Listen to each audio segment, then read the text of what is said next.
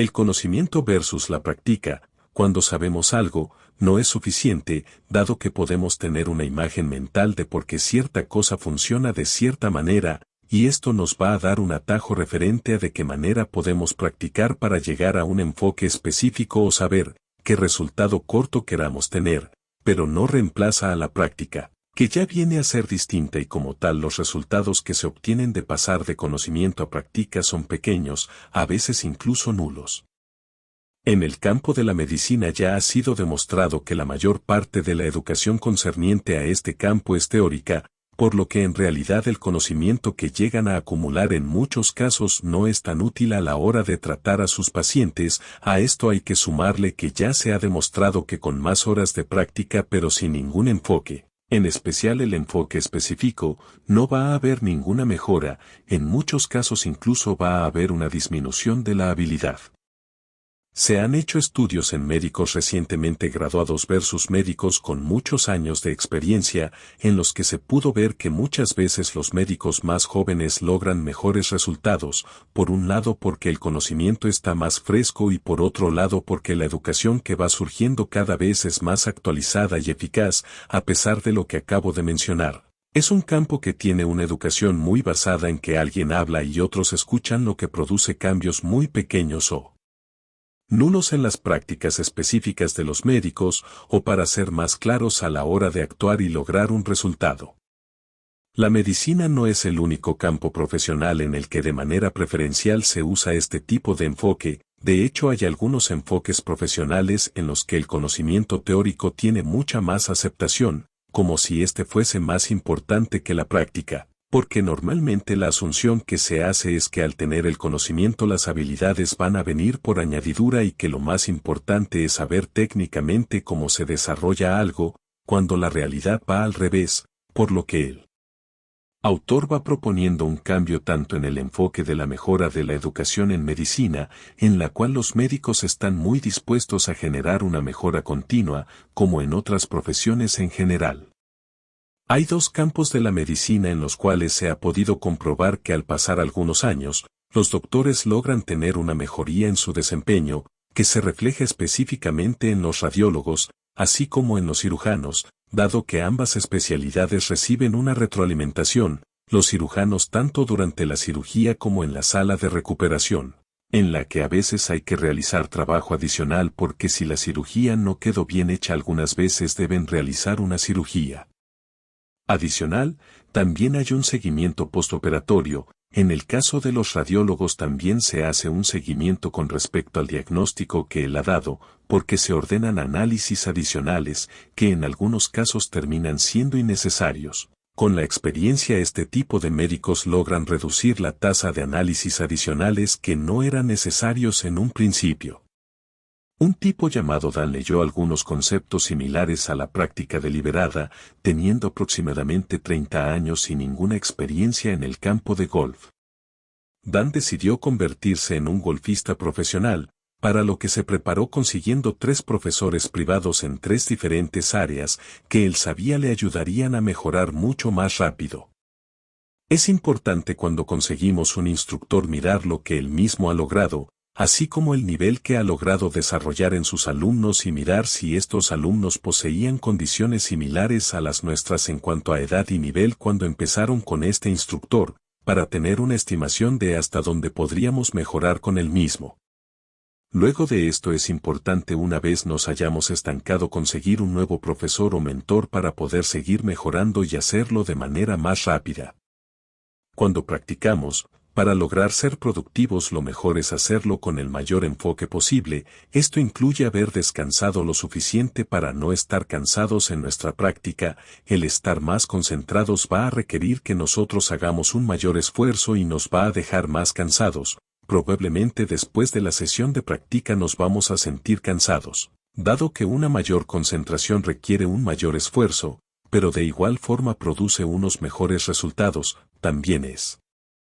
importante recordar que nosotros no vamos a tener la misma mejoría o enfoque trabajando en grupo que trabajando solos, por lo que lo mejor no son las clases grupales, también recordar que la mayor mejoría que nosotros podamos tener va a suceder cuando practiquemos solos, por estar más enfocados en ese momento. Igualmente cabe recalcar que para que esa práctica solitaria sea efectiva, primero es mejor que haya un profesor que nos explique qué es lo que vamos a practicar y de ser posible hacer que de manera periódica esa persona haga una evaluación, porque hay varias cosas que hacemos de manera inconsciente por un lado y otras sutilezas que por más que intentemos, a veces es muy difícil poderlas notar cuando aprendemos por nosotros mismos. Cuando no tenemos un profesor podemos usar un método para mejorar. En muchos casos no existen profesores para ciertos métodos o especialidades, por lo que tendremos que crear ejercicios propios o representaciones mentales propias para romper nuestros límites. Este método de 3 partes puede ser aplicado a cualquier campo,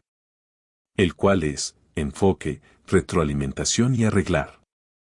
Muchos artistas utilizan el copiar como un método para crear representaciones mentales para poder ya sea componer o interpretar como un determinado artista. Refiriéndome a los músicos, existe el mismo tipo de enfoque en otras artes, manejando otros elementos pero usando el mismo concepto. Una vez podemos hacer lo mismo que hizo el otro artista, podemos utilizar esto ya sea para actuar como un imitador o para dar una interpretación propia de nuestro arte.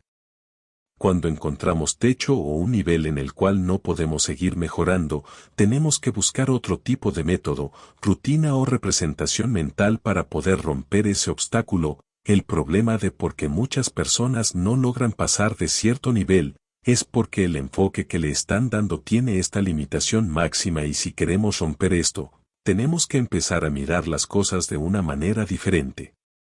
Es importante recordar que de manera realista la mejora debe ser pequeña, de un modo que no nos cree demasiada incomodidad como para que renunciemos, pero sí la suficiente para salir de la zona de confort y lograr tener una mejoría. También es necesario crear ejercicios muy específicos que sean repetitivos, para mejorar habilidades que son pequeñas y específicas que en muchos casos hacen que mejoremos nuestro desempeño general. Antes de realizar esto, necesitamos entender en qué cosas estamos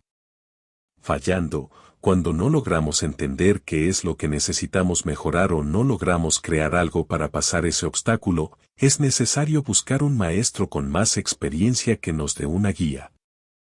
La mayoría de veces cuando estamos empezando a mejorar en algo el avance al comienzo es bastante grande, los resultados de mejoría son muy obvios, pero a medida que se llega a cierto nivel, el progreso es más lento y tenemos que buscar más motivación para poder seguir mejorando. El por qué una gente es mejor que otra casi siempre tiene que ver con que unos le han dedicado más esfuerzo y tiempo que los otros. Viniendo esto de la motivación, varias de las personas que son buenas en su campo no sienten realmente diversión al mejorar o al practicar durante la práctica. En algunos casos sienten satisfacción después de la práctica, cosa que ayuda como motivación extra. También existe el reconocimiento externo, ya sea en forma de dinero, cumplidos, fama, trofeos. La motivación para continuar con algo no es innata y varía de persona a persona. Algunos serán consistentes con X cosa pero con la cosa y no. El mantener la motivación hará que se fortalezca el deseo de hacer X cosa, o lo contrario de no mantenerla disminuirá el mismo, resultando en abandonar dicha actividad. Tener una buena planeación nos va a ayudar, dado que si ya programamos que vamos a hacer X cosa a una determinada hora, y hemos eliminado todas las posibles distracciones que puedan haber. En ese momento, la única cosa que nos quedaría por hacer, sería realizar esa actividad. Además necesitamos estar totalmente seguros de que no vamos a tener ningún tipo de distracción cuando estemos desarrollando la actividad propuesta, porque de lo contrario vamos a caer en otras actividades que en ese momento nos van a parecer más llamativas y que a largo plazo nos vamos a dar cuenta, no tenía sentido hacerlas o que estábamos perdiendo el tiempo por habernos distraído. Otra cosa importante para mantener la motivación que es realizada por artistas, expertos, etc., es tener buena salud y dormir lo suficiente. Esto puede incluir tomar una siesta en la tarde, actividad que muchos expertos en campos exigentes realizan para poder recargarse. Sin estos dos elementos mantener la concentración va a ser mucho más difícil. Un elemento adicional para mantener el enfoque es mantener un tiempo límite por lo menos en un principio en las sesiones de práctica, en especial para las personas que no tienen el hábito. Practicar 1 hora y descansar está bien, hay personas que lo harán menos tiempo. A medida que nos acostumbramos va a ser más natural para el cuerpo y la mente mantener la concentración por un periodo de tiempo más prolongado. Claro que por más voluntad que tengamos hay un momento en el que tendremos un cansancio físico o mental, el cual no debe ser ignorado, porque puede llegar a tener repercusiones en nuestra motivación. Volviendo a la idea de hacer algo que nos saque de la zona de confort, pero que no nos exija tanto como para que nos haga renunciar, existe otro factor en la motivación, que es el hecho de que después de practicar cierta cosa por determinada cantidad de tiempo, refiriéndome a un largo tiempo, sentimos que nuestra identidad cambia, porque esa actividad ya se vuelve parte de quien somos o ya nosotros nos vemos como si fuéramos otro tipo de persona. Un factor adicional es creer que en realidad podemos realizar esa acción o que si vamos a mejorar. Sin esto, ni siquiera lo vamos a intentar. Existe un problema adicional con el que casi cualquier persona llega a lidiar cuando tiene cierta práctica en algo, y es el hecho de lesionarse o el hecho de verse obligado a detenerse por algún tiempo. Al ver la habilidad de crecer, va a perder bastante motivación, dado que ya no tiene el mismo nivel que la última vez que realizó la actividad. Para arreglar este problema, muchos padres de niños prodigio utilizan esta herramienta: decirle al niño que puede renunciar, pero solo hasta que vuelva a retomar el nivel que llegó a tener la última vez. En la mayoría de casos, cuando se vuelve a tener ese nivel, se vuelve a encontrar la motivación suficiente para seguir mejorando. En el caso específico de los niños, una de las formas de motivación es ganar la aprobación de sus padres. Solo por este hecho muchos niños van a seguir practicando así no tengan otros factores de motivación. Un elemento adicional para seguir mejorando es crear un grupo, ya sea grupo social, grupo de estudio, grupo de competición, etc. Todos estos por distintas razones harán de una forma u otra que nos mantengamos motivados con respecto a mejorar, ya sea por vencer al otro, ayudar al otro, por compromiso con el otro o con los otros, etc. Estas personas también nos van a hablar más sobre el tema en el que nos interesa mejorar, nos darán apoyo moral, nos pueden dar datos sobre cómo hacen las cosas, darnos retroalimentación en cómo mejorar, incluso darnos otra perspectiva con respecto a nosotros mismos, que en muchos casos puede ser positiva para que continuemos con más fuerza. Otra ventaja de tener ese círculo social es que en algunos casos también nos estaremos codeando con otro tipo de personas que pueden abrir otras oportunidades que no tendríamos estando solos, de modo que unirse a un grupo de personas que ya esté en la actividad que deseamos, o crear el grupo, tiene muchas ventajas. Recordar que entre más competitivo sea el grupo o exista una mayor ambición por parte de todos, nos forzaremos a mejorar más, no siendo esto necesariamente un requisito, pero sí siendo conscientes que si nos unimos a un grupo mediocre buscando resultados extraordinarios, estaríamos cometiendo un error. Un elemento muy valioso para mejorar es establecer pequeñas metas que se puedan ir cumpliendo poco a poco, en algunos casos incluso dándonos a nosotros mismos una recompensa por haber cumplido determinado logro, así sea pequeño. Este libro, así como libros previos del autor y de otros autores con investigaciones similares, han motivado a diferentes personas a practicar algo en lo que jamás hubieran pensado que serían capaces de hacer. La finalidad que tiene el autor es mostrar a la gente del común que esto abre puertas que nunca se pensaría que se pudieran abrir y que muchas personas pueden seguir un sueño, así no lleguen a ser expertos o los mejores en determinada actividad. A veces solo basta con serlo suficientemente bueno como para lo que necesitamos ser en el momento.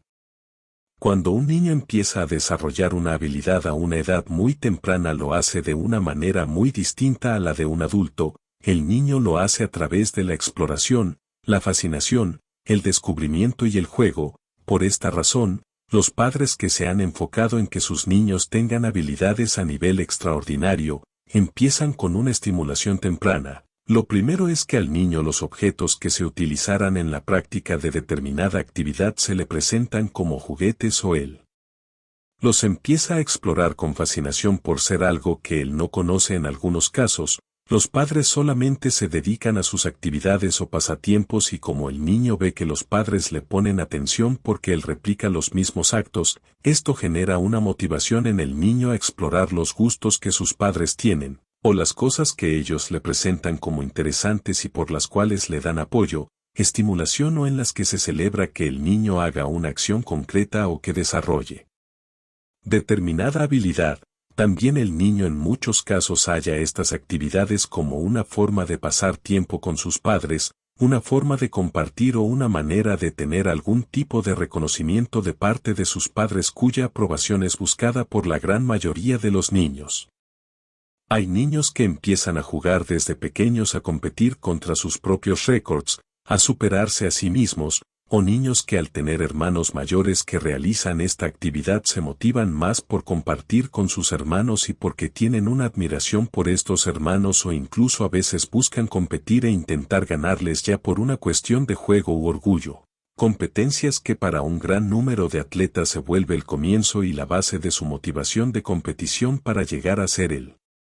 mejor. Otra ventaja que muchas veces tienen los hermanos menores es que sus padres por ya haber tenido experiencia con sus hermanos mayores los saben guiar mejor, o el hecho de que el hermano mayor tenga un cierto recorrido en cierta área, ayuda a que el menor mejore considerablemente más rápido.